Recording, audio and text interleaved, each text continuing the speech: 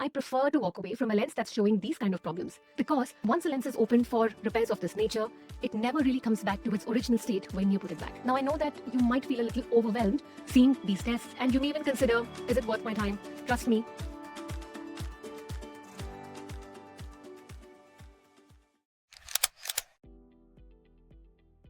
Hello everyone, and welcome to part 2 of our series on how to read a lens's past.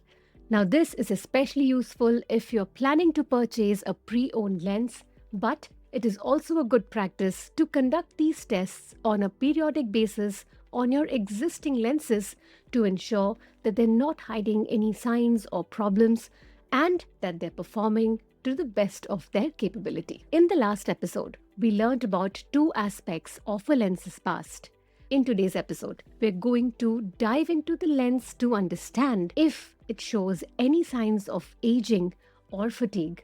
And finally, we'll wrap it all up by learning about the general signs of wear and tear. On that note, let's begin with point number 1, which is aging and fatigue. Now, the first point in aging and fatigue is one of the most important functions of a lens, which is its autofocus system.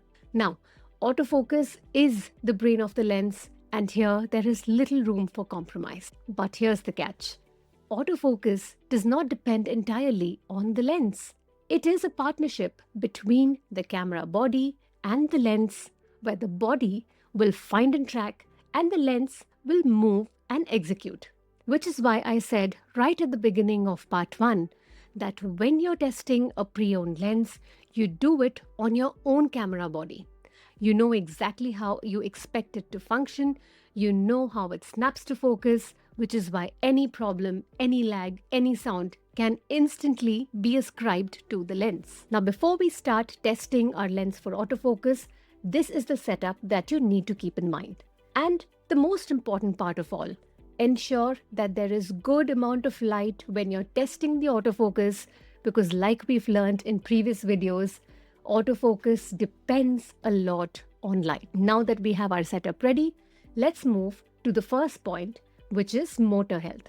Manually rack to minimum focus, point at something distance and focus. Watch the distance scale.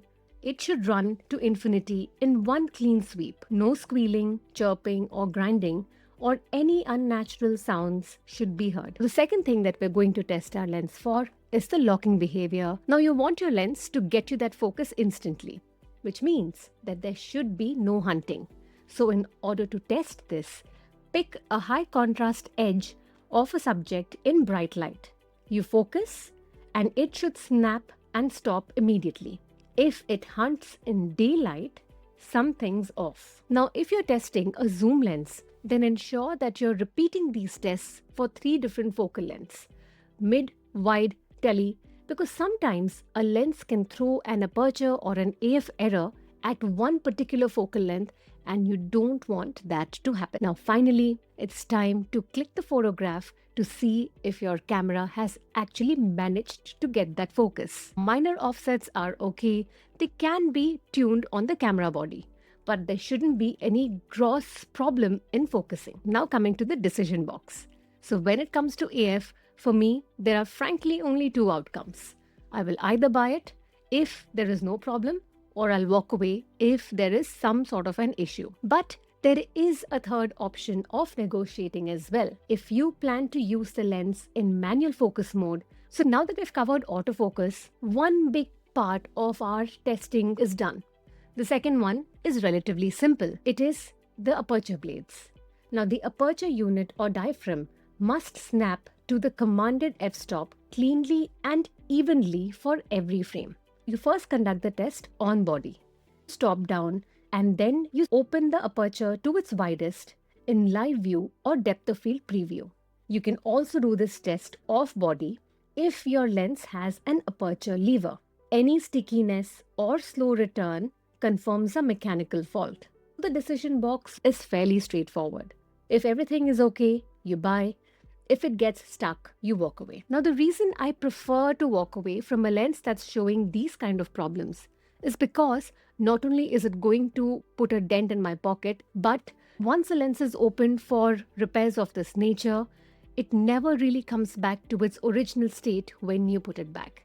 And that's a chance that is simply not worth taking. Now we come to the last part, which is to look for signs of daily wear and tear.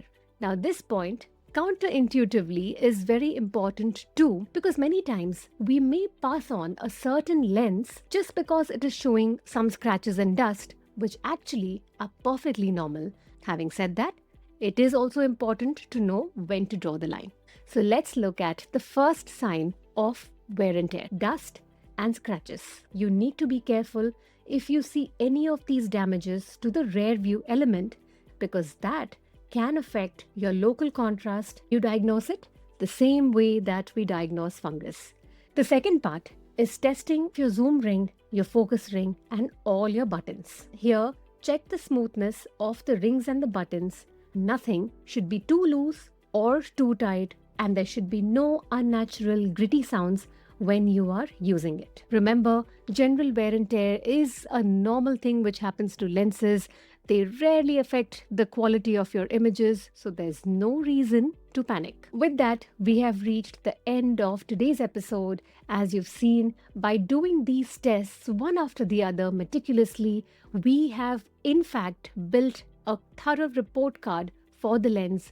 To make your life easier, I have made a one-page checklist of all of these tests. Definitely take a printout of that when you're going to evaluate and inspect a pre-owned lens.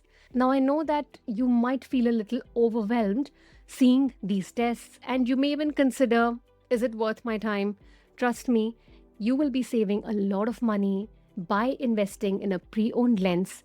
It definitely allowed me to take much better pictures much earlier in my career within the budget that I had set aside, which is why I strongly feel that this is an avenue that you should consider.